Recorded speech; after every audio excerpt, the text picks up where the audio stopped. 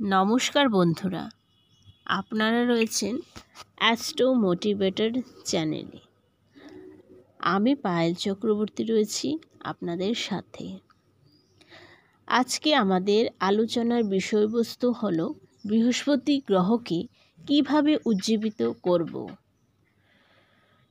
গ্রহদের মধ্যে বৃহস্পতি হচ্ছে অতি শুভকারক একটি গ্রহ, কিন্তু এই গ্রহটি যদি অন্য কোনো অশুভ গ্রহ দ্বারা প্রবাহিত হয়ে থাকে, তাহলে এই যে শুভকারক গ্রহ বৃহস্পতিটি, সেটি আমাদের জীবনে তার যে সেই গ্রহটার যে শুভ প্রভাব, সেই প্রভাবটা আমাদের জীবনে আমরা পাই না। তখন কি হয়, আমরা ওই গ্রহটার বৃহস্পতি তো নিজে কোনো শুভ গ্রহ, নিজে তো কোনো ক্ষতি করে না, কিন্তু তার যে ক্ষতি তার যে শুভ প্রভাবগুলি, সেগুলো থেকে আমরা বঞ্চিত হয়ে যাই। নিজে কোনো ক্ষতি করে না বৃহস্পতি।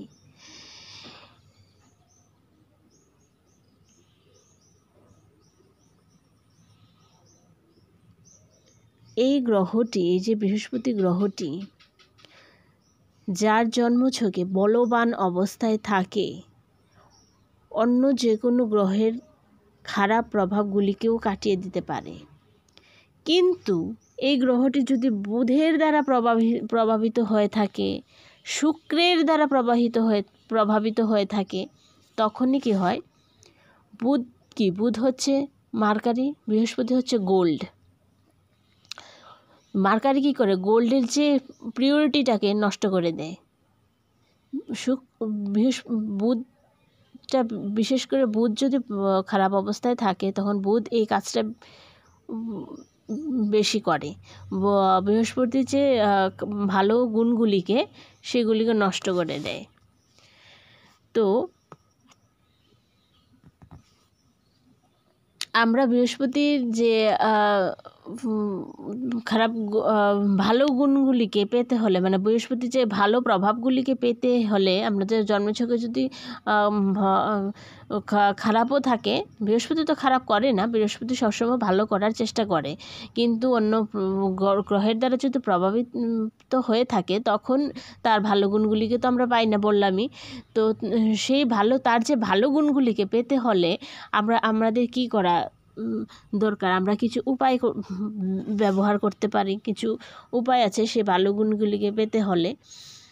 সেই কী উপায়, আমরা তার যে ভালো পজিটিভ এনার্জিটাকেই পাবো, সেই নেগেটিভটা পাবো না।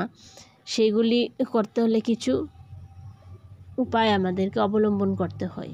সেই উপায়গুলি কি, আমরা কি করতে পারি?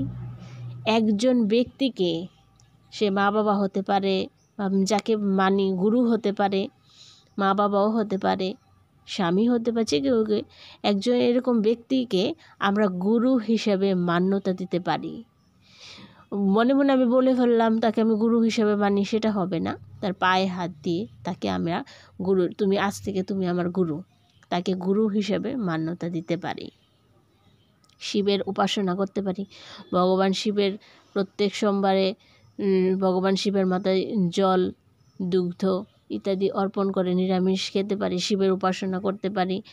শিবের উপাসনা করার সময় তাকে ছোলার ডাল অর্পণ করতে পারি। তাহলে কি হয়, বৃহস্পতির যে পজিটিভ গুণগুলিকে আমরা পাবো। সকালে ঘুম থেকে উঠে কাঁচা হলুদ খেতে পারি, এক টুকরো কাঁচা হলুদ, তার সাথে একটু মধু, একটু তুলসী পাতা দিয়ে খেতে পারি। 5 মুখী রুদ্রাক্ষ, সেগুলি নেপালি রুদ্রাক্ষ হলে খুব ভালো। 5 মুখী রুদ্রাক্ষ পরিধান করতে পারি। 27 গুটি, মনে রাখবেন 27 গুটি হলে খুব ভালো হয়।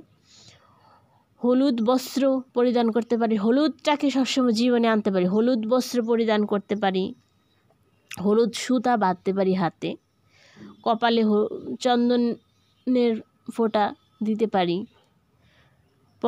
পকেটে কাঁচা হলুদ, পকেটের মধ্যে আমরা যে মানি ব্যাগ থাকে, বা মানি ব্যাগ হোক বা পকেটে হোক, কাঁচা হলুদ একটা সুতা দিয়ে পেঁচিয়ে সেটাকে রাখতে পারি। হলুদ জলে আমরা যখন স্নান করি, স্নান করার সময় স্নান করার জলের মধ্যে একটু অল্প পরিমাণে একটু হলুদ মিশিয়ে সেটা দিয়ে স্নান করতে পারি। মানে হলুদটাকে জীবনের সম্বল বানিয়ে নিতে হবে। হলুদ রুমাল ব্যবহার করতে পারি।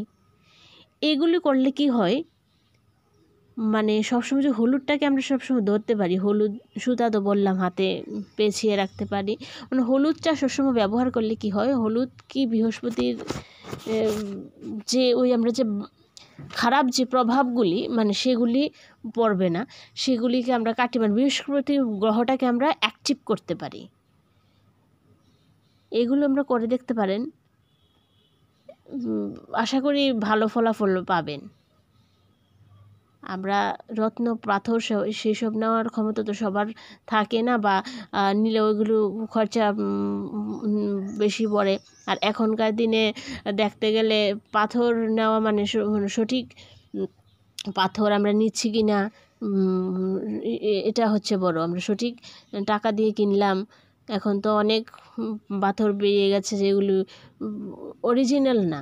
তো সেইগুলির থেকে আমি মনে করি মানে এই উপায়গুলি যদি আমরা এই রেমেডিসগুলো যদি ফলো করতে পারি, বৃহস্পতিকে অনেকটা স্ট্রং করতে পারবো। মানে বৃহস্পতি আমাদের মানে বৃহস্পতির যে খারাপ প্রভাবগুলি সেগুলি আমাদের জীবনে পড়বে না। মানে বৃহস্পতি তো খারাপ প্রভাব ফেলে না, অন্যান্য গ্রহরা যে খারাপ প্রভাবগুলি ফেলতে পারে বৃহস্পতি সেটাকে অন্যান্য গ্রহদের, বৃহস্পতি যদি অ্যাক্টিভ থাকে তাহলে অন্যান্য গ্রহ আমাদের জীবনে এতটা ক্ষতি করতে পারে না। নমস্কার, এই ছিল আমাদের আলোচনা। আবার দেখা হবে অন্য কোনো ভিডিওতে আপনাদের সাথে, অন্য কোনো বিষয়ে আলোচনা করতে আবার চলে আসব। আজকের আলোচনা এই পর্যন্তই। নমস্কার।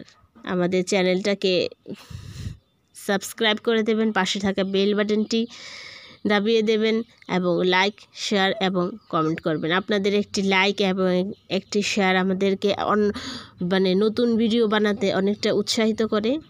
আর চ্যানেলটা সাবস্ক্রাইব করলে কি হয়, আমি নতুন নতুন যত ভিডিও নিয়ে আসবো সেটির নোটিফিকেশন সর্বপ্রথম আপনাদের কাছে পৌঁছে যাবে। এই বলে আজকের আলোচনা শেষ করলাম।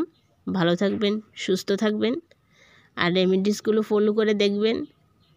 আশা করি উপকারে আসবেই। নমস্কার।